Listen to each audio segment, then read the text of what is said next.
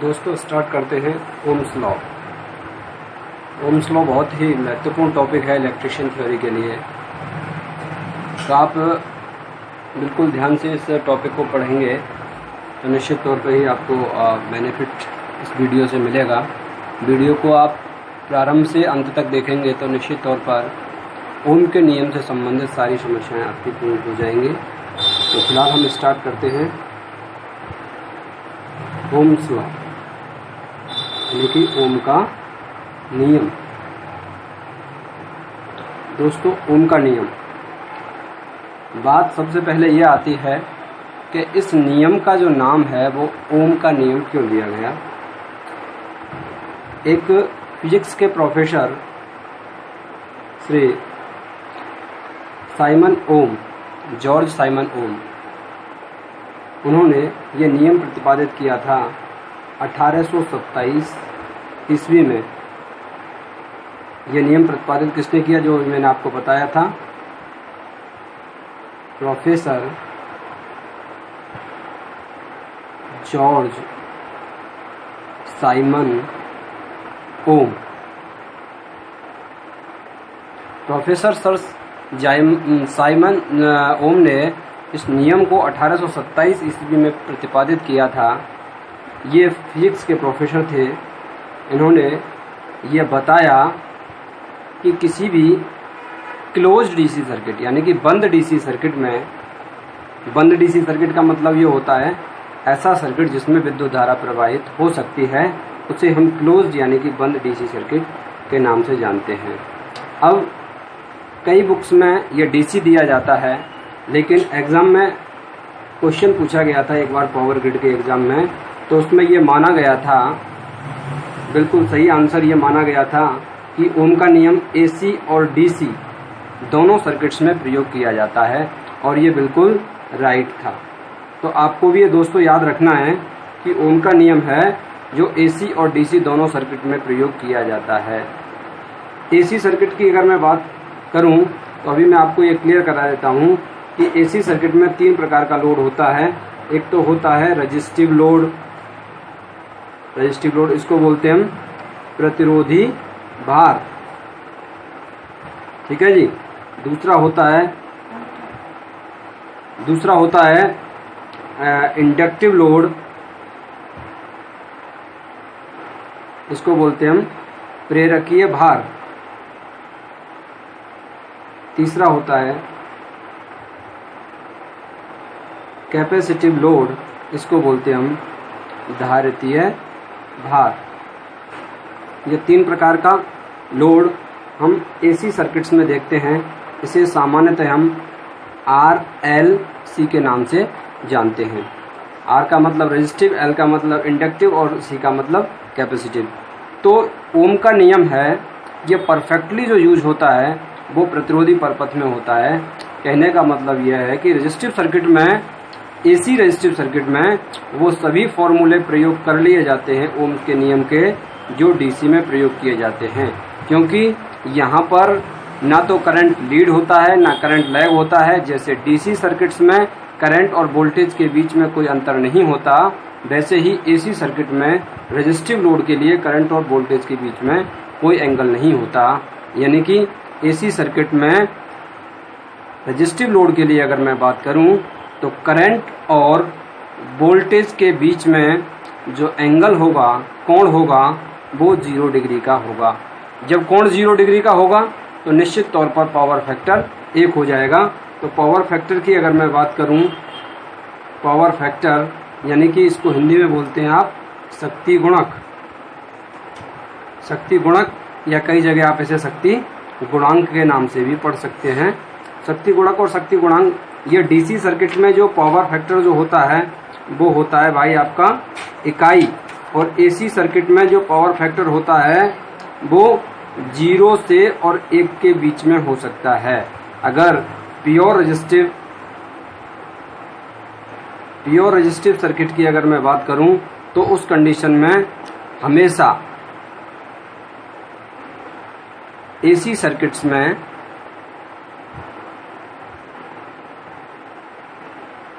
इकाई होगा। ठीक है भाई, ये इकाई होगा। एसी सर्किट में प्योर रेजिस्टिव के लिए मैंने ये बात बताई है। और कैपेसिटिव और इंडक्टिव के लिए अगर मैं बात अभी आपको क्लियर करूं, इंडक्टिव एंड कैपेसिटिव के लिए अगर मैं ये बात क्लियर करूं आपकी, तो ये 0 से 1 के बीच में किसी भी पोजीशन पर प्राप्त हो सकता है। यानी कि पावर फैक्टर की जो वैल्यू है इंडक्टिव और कैपेसिटिव सर्किट में 0 से 1 के बीच प्राप्त हो सकती है, जबकि प्योर इंडक्टिव सर्किट में, प्योर इंडक्टिव और प्योर कैपेसिटिव सर्किट में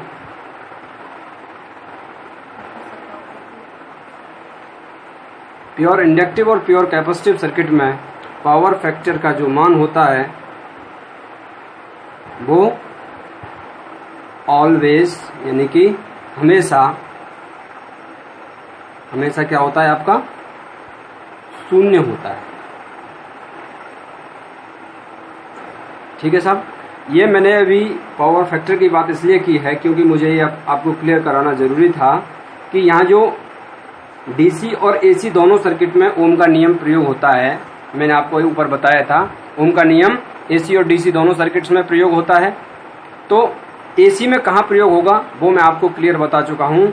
एसी सर्किट में वहाँ ओम का नियम प्रयोग होगा जहाँ पर पावर फैक्टर का मान 1 होगा। और अभी मैंने आपको बताया है कि पावर फैक्टर का मान हमेशा प्योर रेजिस्टिव लोड के लिए एसी सर्किट में इकाई होता है। तो इकाई पावर फैक्टर होने की वजह से हम कह सकते हैं कि ओम के नियम का प्रयोग एसी और डीसी दोनों सर्किट्स में किया जा सकता है। अब ओम के नियम के बारे में हम डिस्कस कर लेते हैं। जैसा कि आपको पता है किसी बंद वैद्युतिक परपथ में धारा का मान आरोपित वोल्टता के समानुपाती होता है। आरोपित वोल्टता यानी कि जो लोड के लिए दिए जाने वाला वोल्टेज है उसको हम आरोपित वोल्टता के नाम से जानते हैं। आरोपित वोल्टता यानी कि जो वोल्टेज सर्किट में अप्लाई किया गया है, अप्लाइड वोल्टेज की हम बात कर रहे हैं। तो कहने का मतलब ये हुआ हमारा V समानुपाती I।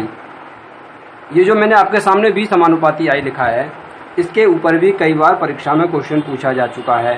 जैसा कि परीक्षा में दे देता है कि B समानुपाती I है, I समानुपाती B है, B समानुपाती R है, इस प्रकार के वो ऑप्शन बना के दे देता है।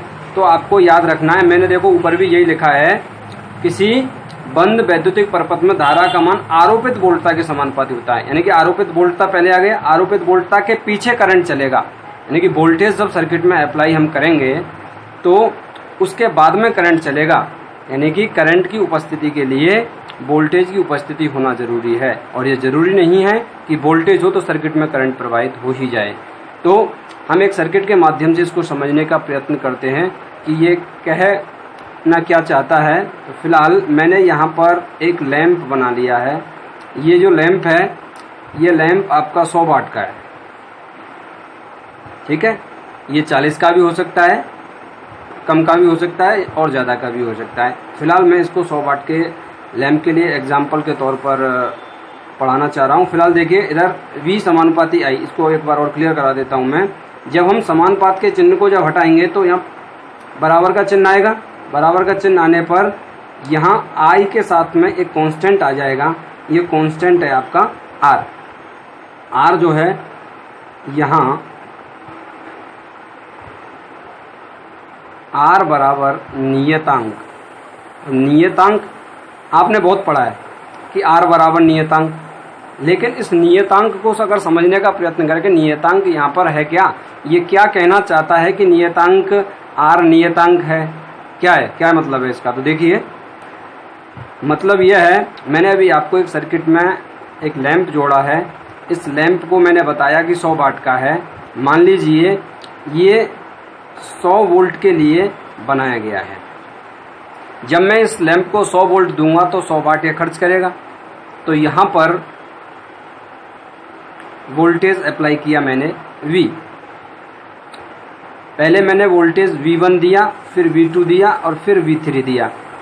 पहली कंडीशन में अगर मैं यहाँ वोल्टेज देता हूँ इसके लिए मान लीजिए 50 वोल्ट, फिर मैं इसके लिए वोल्टेज देता हूँ 80 वोल्ट और फिर मैं इसके वोल्टेज देता हूँ 100 वोल्ट, जो कि इसका निर्धारित वोल्टेज यहाँ दिया गया है।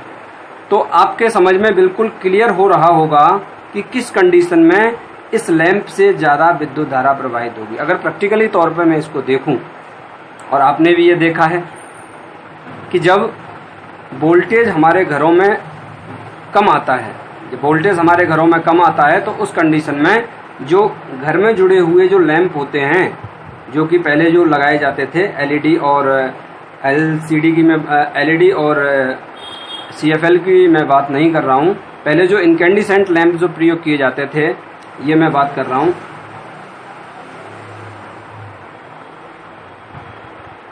इनकैंडिसेंट लैंप, ये इनकैंडिसेंट लैंप की मैं बात कर रहा हूँ। तो इनकैंडिसेंट लैंप में प्योर रेजिस्टेंस ही होता है, इसमें एक टंगस्टन का फिलामेंट होता है, और टंगस्टन का जो फिलामेंट होता है वो प्योर रेजिस्टिव सर्किट की तरह ही कार्य करता है। तो यहाँ पर ये जो लैंप जब बनाया गया तो लैंप का रेजिस्टेंस फिक्स था। चलो नेक्स्ट पेज पे मैं आपको लेके चलता हूँ। तो हम अब नेक्स्ट पेज पर पहुँच चुके हैं। आप देख रहे हैं सर्किट मैंने बना दिया है, जो पिछले पेज पे भी मैंने बनाया था। यहाँ 100 वाट और 100 वोल्ट का लैंप जोड़ा गया है। ये 100 वोल्ट का जो लैंप है, ये आपका अब 100 वोल्ट का जो लैंप है किस वोल्टेज पर अधिक प्रकाश देगा। अगर आपके घरों में 50 वोल्ट आए जब ज़्यादा प्रकाश देगा, 80 आए जब देगा, या 100 वोल्ट आने पर ज़्यादा प्रकाश देगा। ये बिल्कुल कॉमन सा क्वेश्चन है और बिल्कुल आपके क्लियर हो भी रहा है कि निश्चित तौर पर 100 वोल्ट पर ये लैंप अधिक प्रकाश देगा, क्योंकि वोल्टेज अधिक आने पर लैंप अधिक प्रकाश देगा। क्या मतलब हुआ? वोल्टेज अधिक आने पर प्रकाश अधिक क्यों दिया? बात क्लियर हो गई। यही बात सर साइमन ओम ने हमको बताई थी कि जब जब वोल्टेज सर्किट में बढ़ेगा वैसे वैसे ही हमारे सर्किट में बहने वाली विद्युत धारा, यानी कि यहाँ पर जो करंट जो बहेगी वोल्टेज के साथ साथ में इसका मान बढ़ता चला जाएगा। यानी कि 50 वोल्टेज पर जो करंट होगा इसका, उससे ज़्यादा करंट 80 वोल्टेज पर होगा, उससे ज़्यादा करंट इसका 100 वोल्टेज पर होगा। तो जब लैंप ज़्यादा करंट लेगा तो स्वाभाविक सी चीज़ है कि वो ज़्यादा प्रकाश देगा। प्रकाश क्या है? एनर्जी है, और विद्युत क्या है? एनर्जी है ना। जो लैंप है वो एक एनर्जी को दूसरे एनर्जी में बदलने का कार्य कर रहा है, यानी कि विद्युत ऊर्जा को प्रकाश ऊर्जा में बदलने का जो कार्य कर रहा है वो लैंप कर रहा है। तो लैंप ने यहाँ पर एक ऊर्जा से दूसरे ऊर्जा में रूपांतरण किया है और प्रकाश ज़्यादा दे रहा है, यानी कि जो इनपुट एनर्जी है, यानी कि इनपुट एनर्जी इलेक्ट्रिकल एनर्जी उसकी ज़्यादा है। तो उस स्थिति में ही यहाँ पर ये लैंप है वो अधिक प्रकाश दे पा रहा है, क्योंकि विद्युत एनर्जी अधिक कंजप्शन हो रही है, इसीलिए वो हमको प्रकाश के रूप में अधिक मिल रही है। तो दोस्तों यहाँ पर एक बात और हमारी क्लियर हो जाती है, जो लैंप है, लैंप यानी कि इसको आप हिंदी में दीप के नाम से जानते हैं, इसका जो कार्य है वो भी अब क्लियर हो चुका है। लैंप क्या करता है? विद्युत ऊर्जा को प्रकाश ऊर्जा में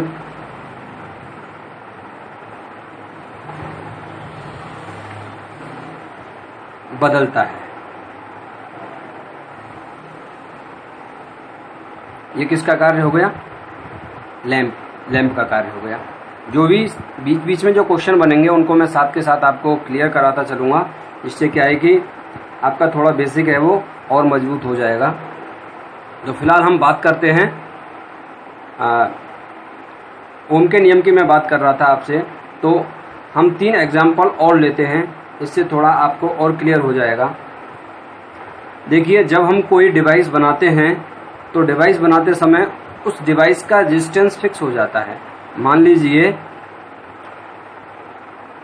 आपने कोई लैंप बनाया, उस लैंप का रेजिस्टेंस बनाते टाइम फिक्स हो जाएगा, क्योंकि उसी टाइम ये डिफाइन हो जाता है, ये परिभाषित हो जाता है कि ये लैंप इतने वाट का है, इतने वोल्टेज जब इस लैंप को देंगे तो ये लैंप इतने वाटेज खर्च करेगा। जैसा आपने देखा भी होगा, बाजार में आ जाता है कि ये एलईडी 20 वाट का है।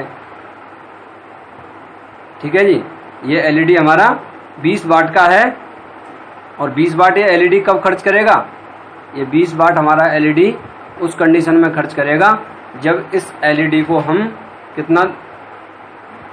जब इस एलईडी को हमने 250 वोल्ट दिया है। जब इस एलईडी को जब 250 वोल्ट मिलेगा तो एलईडी हमारी 50 वोल्टेज पर 20 वाट खर्च करेगी। लेकिन स्वाभाविक सी चीज़ है, जब वोल्टेज कम होगा तो उस कंडीशन में वो एलईडी के द्वारा जो पावर कंजप्शन होगा वो पावर कंजप्शन कम होगा, या एलईडी मान लो या लैंप मान लो कोई भी।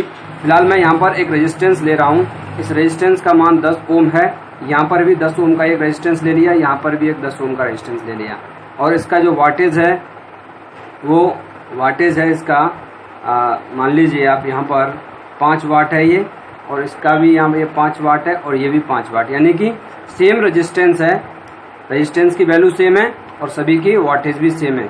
लेकिन मैं यहाँ पर वोल्टेज जो दे रहा हूँ, यहाँ पर मैंने इसको वोल्टेज दिए मान लीजिए 10 वोल्ट, और यहाँ मैंने वोल्टेज दिए इसको 20 वोल्ट, और यहाँ वोल्टेज दिया मैंने इसको 30 वोल्ट। तो मैं इसकी करंट निकाल सकता हूँ। तो I बराबर होता है दोस्तों V/R। आपको पता ही है, नहीं पता है तो मैं आपको बता ही रहा हूँ। फिलहाल देखिए, वोल्टेज की जगह वोल्टेज की वैल्यू हमने पुट कर दी, और रेजिस्टेंस की जगह हमने रेजिस्टेंस की वैल्यू जब पुट की तो करंट कितना निकल के आता है, 1 एम्पियर। ऐसे ही हमने ये I1 हो गया, हम इसको I1 के नाम से डिनोट कर देते हैं, और इसको हमने I2 के नाम से डिनोट किया, और इसको हमने I3 के नाम से डिनोट किया है। तो I2 अगर मैं कैलकुलेट करना चाहूँ तो इसको V2 मान लिया, इसको V1 मान लिया, इसको V3 मान लिया, तो इसको V1 तो ये हो जाएगा V2/R। देखो R सब में समान है, इस वजह से मैं R यहाँ पर लिख रहा हूँ सबके लिए। तो V की वैल्यू हमारी हो गई 20/R की वैल्यू हमारी 10। तो यहाँ पर जो करंट आ रहा है वो आ रहा है 2 एम्पियर। और तीसरी कंडीशन में I3 जब मैं कैलकुलेट करता हूँ तो I3 कैलकुलेट करते टाइम आपको V3/R का प्रयोग करना पड़ेगा। तो V3 में जैसा कि आपको दिख रहा है यहाँ 30 वोल्टेज है, डिवाइडेड बाई यहाँ रेजिस्टेंस की वैल्यू यहाँ से आपको ये दिख ही रही है। तो करंट जो निकल के आ रहा है वो हमारा 3 एम्पियर करंट आ रहा है। बात अब यहाँ पर आ रही है सीधे समानुपाती की, बात आ रही है सीधे समानुपाती की बात आती है। अब सीधे समानुपाती और सीधे समानुपाती नहीं होने का क्या मतलब है, सीधा समानुपाती कब होता है और सीधा समानुपाती कब नहीं होता, इस चीज़ को मैं आपको समझाने का प्रयत्न करता हूँ। ध्यान से आप देखेंगे, अगर मैं एक ग्राफ प्लॉट करूँ तो 2 क्वांटिटी मेरे पास हैं। जैसा कि आपको पता है तीसरी क्वांटिटी कांस्टेंट है, R कांस्टेंट है, वोल्टेज और करंट है वो एक दूसरे के साथ में चेंज हो रहे हैं। तो इस प्रकार हम एक ग्राफ बनाएंगे। ये क्वेश्चन दोस्तों कई बार पूछा भी जा चुका है परीक्षा में कि अब जब हम ओम का नियम जब प्लॉट करते हैं, ओम का नियम का जब ग्राफ हम बनाते हैं तो I जो है वो x एक्सिस पे होता है या y एक्सिस पे होता है। जैसा कि आपको पता है इस एक्सिस को हम x का नाम देते हैं और इस एक्सिस को हम y का नाम देते हैं। y पर I ऐसे याद इसको रखा जा सकता है, और x पर v होता है। यानी कि अगर v के नीचे अगर हम मिरर बनाएं तो यहाँ पर x बन सकता है, यानी कि v को अगर हम ऐसे अगर देखें मिरर में नीचे रख के देखें तो इसका ऐसे और v बनेगा एक उल्टा, यानी कि v है जो x एक्सिस पे होता है हमारा और y पर I होता है। y एक्सिस पे I और x एक्सिस पे हमारा v होता है। तो फिलहाल v की मैंने 3 वैल्यू ली थी, v1, v2 और v3। ये v1 हो गया, ये v2 हो गया और ये v3 हो गया। v1 10 वोल्ट था, v2 20 वोल्ट था और v3 30 वोल्ट था। यानी कि 10, 20 और 30 वोल्टेज की हमने वैल्यू ली थी। तो जैसे हमने 10 वोल्टेज जब दिया था तो करंट था हमारा 1 एम्पियर, 20 वोल्टेज पर करंट था हमारा 2 एम्पियर और 30 वोल्टेज पर करंट है हमारा 3 एम्पियर। क्लियर हो गई आपके चीज़ें। यदि मैं इनको ऐसे बढ़ाता हूँ, ऐसे इनको मैं बढ़ाऊँ तो यहाँ पर एक इसका कटान बिंदु आएगा। आपने ग्राफ में पढ़े होंगे, बहुत सारे ग्राफ इस प्रकार के आपने पढ़े हैं। जब इन दोनों को ऐसे इसको हम x के समांतर बढ़ाएं और इस पॉइंट से हम y के समांतर जब बढ़ें तो उस कंडीशन में हमारा ये कटान बिंदु आ जाएगा और यहाँ पर भी इस प्रकार से एक कटान बिंदु आपको प्राप्त होगा। तो ये आपको एक कटान बिंदु प्राप्त हुआ V3 पर। अब इस 0 से लेकर के जब हम इन तीनों बिंदुओं को मिलाएंगे तो आपको एक सीधी लाइन प्राप्त होती है। इस सीधी लाइन से ही हमको ये इन्फॉर्मेशन मिलती है कि ये डायरेक्टली प्रोपोर्शनल है। ठीक है, अब इस डायरेक्टली प्रोपोर्शनल होने के लिए भी कुछ शर्तें हैं, वो मैं आपको आगे बताऊंगा। फिलहाल इस पर आप फोकस करिए। जब करंट को दोगुना किया गया, वोल्टेज को दोगुना किया गया तो करंट भी दोगुना हो गया, और यहाँ वोल्टेज को 3 गुना किया गया था तो करंट भी 3 गुना हो गया था। तो देखिए अब यहाँ पर जो लाइन जो बनेगी हमारी वो स्ट्रेट लाइन आएगी, और स्ट्रेट लाइन आने पर यहाँ जो ये एंगल जो बनेगा, ये जो एंगल होगा कितने डिग्री का होगा, निश्चित तौर पर आपको ये पता लग गया होगा, और नहीं लगाए तो मैं आपको बता देता हूँ। ये रेजिस्टेंस और वोल्टेज के बीच में जो एंगल जो आएगा, ये एंगल आपका 45 डिग्री का होगा, क्योंकि ये डायरेक्टली प्रोपोर्शनल की बात कर रहा है। तो दोस्तों आपने अभी समझा कि डायरेक्टली प्रोपोर्शनल का मतलब क्या होता है, सीधे समानुपाती का क्या मतलब होता है। जैसे जैसे सर्किट में वोल्टेज बढ़ता है, वैसे वैसे सर्किट में करंट भी बढ़ता चला जाता है। तो यहाँ पर आप देखेंगे वोल्टेज को दोगुना किया करंट दोगुना, वोल्टेज को 3 गुना किया करंट 3 गुना। तो यहाँ पर सीधे समानुपात का संबंध प्राप्त हो रहा है। जब सीधे समानुपात का संबंध प्राप्त होता है तो ये जो लाइन है इसको बोलेंगे हम कांस्टेंट, और कांस्टेंट मैंने अभी आपको बताया था रेजिस्टेंस। रेजिस्टेंस कांस्टेंट कैसे है, मैंने अभी आपको बताया था कि एक क्वांटिटी को कांस्टेंट लेकर ही हम यहाँ पर इस नियम को प्रतिपादित कर सकते हैं। और अभी हमने डिस्कस भी किया था कि अभी एक लैंप अगर हम बनाए हैं, उस लैंप में अभी मैंने यहाँ बताया था जब लैंप को जब डिजाइन किया जाता है तो 100 वाट और 100 वोल्ट के लिए जब उसको डिजाइन किया गया तो उस कंडीशन में ही उसका रेजिस्टेंस फिक्स कर लिया गया था। उसके बाद में उस लैंप का जो रेजिस्टेंस है, उस लैंप के रेजिस्टेंस को आप बदल नहीं सकते, बल्कि उसके आप करंट को बदल सकते हैं। और करंट को कैसे बदल सकते हैं ये भी मैंने आपको बता दिया है। वोल्टेज के मान को कम और ज़्यादा करके करंट के मान को कम ज़्यादा किया जा सकता है। एक बार लैंप डिजाइन हो गया, उसका रेजिस्टेंस उस डिजाइन के टाइम पर जो फिक्स हुआ है वो रेजिस्टेंस उसका फिक्स ही रहेगा।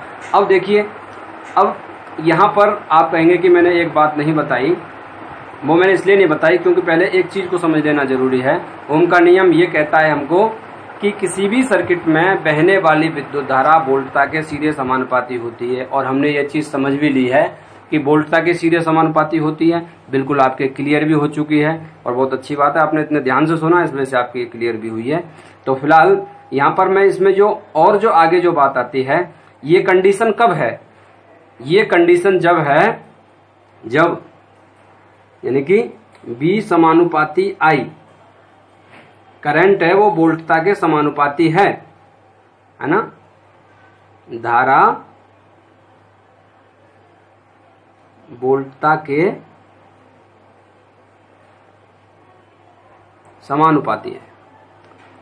लेकिन इसमें कुछ कंडीशन जॉर्ज साइमन ओम ने लगा दी हैं। वो कंडीशन क्या है, ताप और दाब, ताप दाब आदि भौतिक राशियां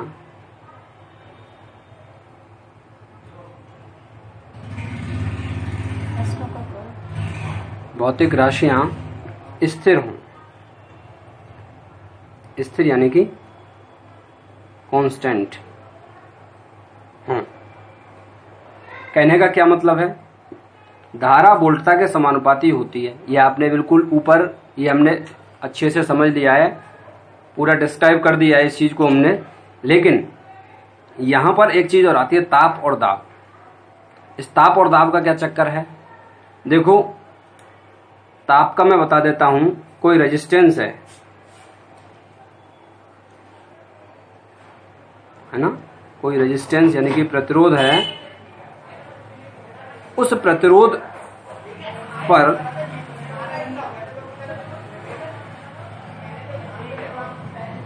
ताप का प्रभाव और दाब का प्रभाव होता है।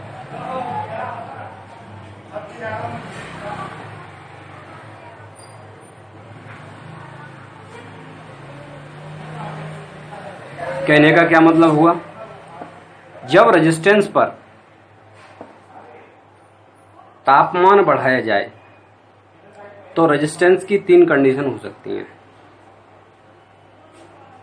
ठीक है, 3 कंडीशन कौन कौन सी हो सकती हैं, ताप बढ़ाने पर रेजिस्टेंस का मान बढ़ भी सकता है, ताप बढ़ाने पर रेजिस्टेंस का मान घट भी सकता है और ताप बढ़ाने पर रेजिस्टेंस का मान अप्रभावित भी हो सकता है।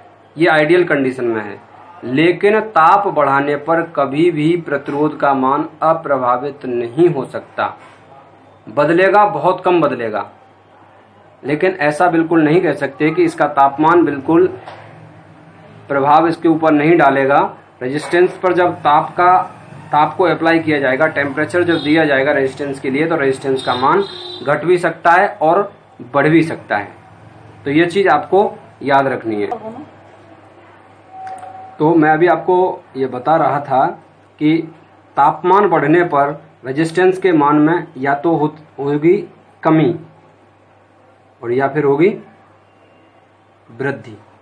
है ना कि कमी जब होती है, जिन पदार्थों के बने रेजिस्टेंस ताप बढ़ने के साथ में अपने रेजिस्टेंस के मान को कम करते हैं, उन प्रतिरोधों को हम एनटीसी प्रतिरोध कहते हैं। और वे प्रतिरोध ताप बढ़ाने के साथ में अपने प्रतिरोध के मान को बढ़ा लेते हैं, उनको हम पीटीसी कहते हैं।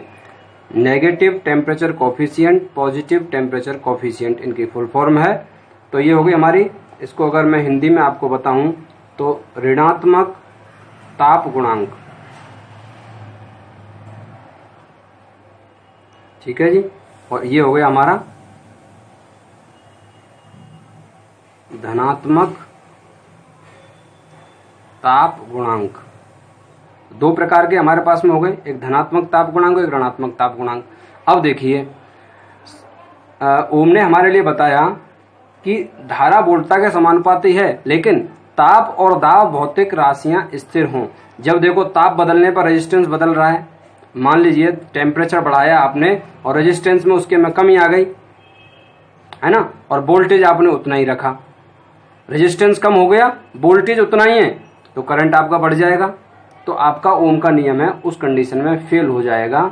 इस वजह से ये उन्होंने पहले ही ये बात क्लियर कर दी कि अगर रेजिस्टेंस फिक्स नहीं होगा तो उस कंडीशन में ये नियम है वो कार्य सही तरीके से नहीं कर पाएगा। इसलिए ये ध्यान देने वाली बात है कि ओम के नियम में जब हम इसको प्रतिपादित कर रहे हैं, प्रयोगशाला में जब हम ओम के नियम को प्रतिपादित कर रहे हैं, तो जो प्रयोगशाला जिसमें हम इस नियम को प्रतिपादित कर रहे हैं, तो उस रूम का तापमान अगर अभी 27 डिग्री है, 27 डिग्री सेंटीग्रेड है, तो वो 27 डिग्री टेम्परेचर जब तक हम प्रैक्टिकल पूरा करते हैं वो 27 डिग्री टेम्परेचर ही रहना चाहिए। अन्यथा 27 डिग्री से अगर कम हुआ तापमान तो उसके रेजिस्टेंस में परिवर्तन होंगे, और रेजिस्टेंस में जब उसके परिवर्तन होंगे तो निश्चित तौर पर हमारा जो ये जो लीनियर जो ग्राफ आ रहा है, ये जो हमारी जो सीधी लाइन आ रही थी, ये वाली जो सीधी लाइन आ रही थी, ये सीधी लाइन प्राप्त हमको नहीं होगी, ये टेढ़ी मेढ़ी लाइन प्राप्त हो सकती है, क्योंकि तापमान के साथ में रेजिस्टेंस है वो बदल रहा है। रेजिस्टेंस बदलने पर ये जो करंट का जो समानुपात का संबंध आ रहा था, वोल्टेज दुगना होने पर करंट दुगना हो रहा था, ये एग्जैक्टली दुगना नहीं होगा। मैं ये विस्तार से आपको प्रतिरोध के ताप गुणांक टॉपिक में ये बताऊंगा कि कौन कौन से मटेरियल हैं जो एनटीसी हैं, कौन कौन से हैं वो पीटीसी हैं, है ना, और किस प्रकार के सवाल इस ताप गुणांक के ऊपर परीक्षा में पूछे जाते हैं।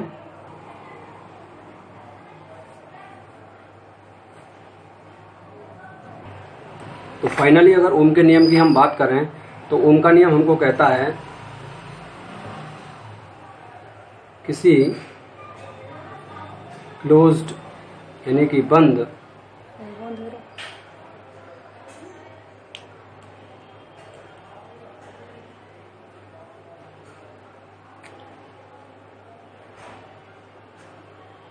इलेक्ट्रिक सर्किट में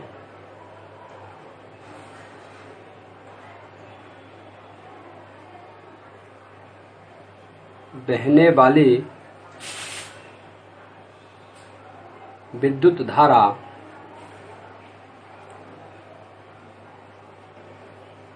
सर्किट यानी कि परिपथ में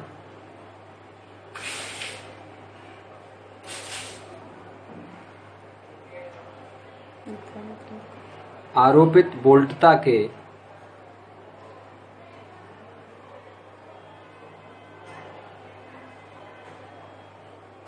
समानुपाती होती है जब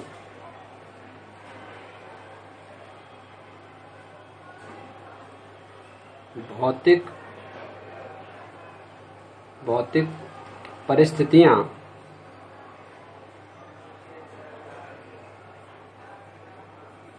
परिस्थितियां निश्चित हों।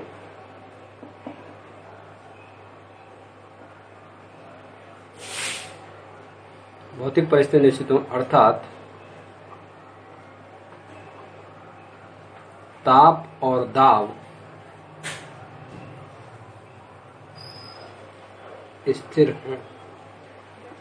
तो V समानुपाती I, समानुपात के अगर चिन्ह को हटाएंगे हम तो इक्वल का चिन्ह आएगा, तो ये बन जाएगा हमारा V। अगर हम इसको ट्राइंगल में अगर देखें तो ये इस प्रकार इसको सजाया जा सकता है V, I और R। तो देखिए V इक्वल्स टू, इस B को अगर यहाँ से ढक लिया जाए तो B इक्वल्स टू क्या बन जाएगा IR, और I को अगर यहाँ से ढक लिया जाए तो I बराबर बन जाएगा B बटे R, और R को अगर यहाँ से ढक लिया जाए तो R इक्वल्स टू क्या बन जाएगा B बटे I। इस प्रकार हमारे पास ये 3 फॉर्मूले प्राप्त होते हैं, और ये 3 फॉर्मूले बहुत ही महत्वपूर्ण हैं। आपको ये 3 फॉर्मूले याद रखने हैं, और ये आपको ये ट्राइंगल है, ये ट्राइंगल आपको याद रखना है, और ये ट्राइंगल आपको मेरे थंबनेल में भी मिल जाएगा। थंबनेल में मैंने आपको यही बताया है कि VIR यानी कि V समानुपाती I, और समानुपात के जब चिन्ह को हटाते हैं तो ये कांस्टेंट आता है। जैसे मैंने आपको कांस्टेंट के बारे में अभी विस्तार से समझा भी दिया है। ओम के नियम में केवल आपको ये ट्राइंगल याद रखना है, इस ट्राइंगल से आपको सारी समस्याएं वो पूरी हो जाएंगी। तो देखो ये कांस्टेंट है, कांस्टेंट को अगर हटा दिया जाए तो B equals to IR, B equals to IR, constant को हटाएंगे तो यहाँ समानुपात का चिन्ह आ जाएगा, और समानुपात का जब चिन्ह यहाँ पर आ जाएगा, कांस्टेंट हटाने पर समानुपात का चिन्ह आ जाएगा, तो आपका ओम का नियम क्लियर हो जाएगा। B समानुपाती I, कभी भी इस बात को ये मत रखना याद में कि I समानुपाती B। I के ऊपर वोल्टेज निर्भर नहीं है, वोल्टेज के ऊपर I निर्भर है। यानी कि करंट जो होता है वो वोल्टेज के ऊपर डिपेंड करता है, वोल्टेज है वो कभी भी करंट के ऊपर डिपेंड नहीं करता। जब अब आप कहेंगे कि साहब देखो करंट बढ़ेगा तो वोल्टेज ड्रॉप बढ़ जाएगा, ये वोल्टेज ड्रॉप बढ़ेगा, रेजिस्टेंस के अक्रॉस वोल्टेज ड्रॉप बढ़ेगा, करंट बढ़ जाएगा, वोल्टेज ऐसा नहीं कि भाई करंट बढ़ा दो वोल्टेज बढ़ जाएगा, करंट नहीं बढ़ता है ना, ऐसे नहीं होता कि करंट बढ़ा दो, करंट नहीं बढ़ाया जा सकता, वोल्टेज के ऊपर डिपेंड करता है करंट। इस बात को याद रखना। कभी भी आपकी जो दिमाग में गलत फहमी है उस गलत फहमी को निकाल दो कि साहब करंट बढ़ा दो, करंट कभी नहीं बढ़ता, वोल्टेज को बढ़ा करके करंट बढ़ाया जा सकता है। डायरेक्ट आपने अब स्टेबलाइजर या ट्रांसफार्मर जो होता है, ट्रांसफार्मर से आप क्या करते हैं कि भाई आपने क्या किया कि करंट को बढ़ा दो, जो वेल्डिंग करने वाले होते हैं वो कहते हैं करंट बढ़ा दो ट्रांसफार्मर का, वो करंट नहीं बढ़ाते, वास्तव में वो क्या है, वो एक थोड़ा सा अलग कॉन्सेप्ट है। वहां पर वो पावर का ट्रांसफर होता है, और पावर का जब ट्रांसफर होता है तो उस कंडीशन में वहां वोल्टेज कम हो जाता है और करंट बढ़ जाता है, क्योंकि वहां पर V1 बटे V2 है ना, ट्रांसफार्मर में जो होता है V1 बटे V2 इक्वल्स टू I2 बटे I1 हो जाता है। वहां पर करंट जो होता है उसका जो रेशियो है वो उल्टा होता है। तो मैं कहने का प्रयत्न ये कर रहा हूं कि वोल्टेज जो है वो कभी भी करंट के ऊपर डिपेंड नहीं करता है। ऐसे नहीं कि साहब करंट बढ़ा दो वोल्टेज बढ़ जाएगा, ऐसा कुछ नहीं है, वोल्टेज बढ़ाने पर करंट बढ़ता है। इस चीज को आप याद रखेंगे, और यही चीज हमारे लिए सर साइमन ओम ने बताई थी, ये चीज हमारे लिए कि ये जो ओम का नियम है ये B बराबर IR होता है। यानी कि अगर हम यहाँ पर इस बराबर के सिंबल को हटाएंगे तो R हटाने पर प्रोपोर्शनलिटी का सिंबल यहाँ पर आ जाएगा। धन्यवाद, आपने वीडियो बहुत ही धैर्य के साथ देखा, और आगे के वीडियो जो मैं बनाऊंगा उनको भी आप निश्चित तौर पर ध्यान से देखेंगे। इस वीडियो के बाद में मैं ओम के नियम के ऊपर जो आधारित जो क्वेश्चंस बनते हैं उन क्वेश्चनों को मैं कल अपलोड करूंगा, तो निश्चित तौर पर आप उन क्वेश्चनों को देखेंगे तो आपका ओम का नियम है वो और भी अधिक क्लियर हो पाएगा। धन्यवाद।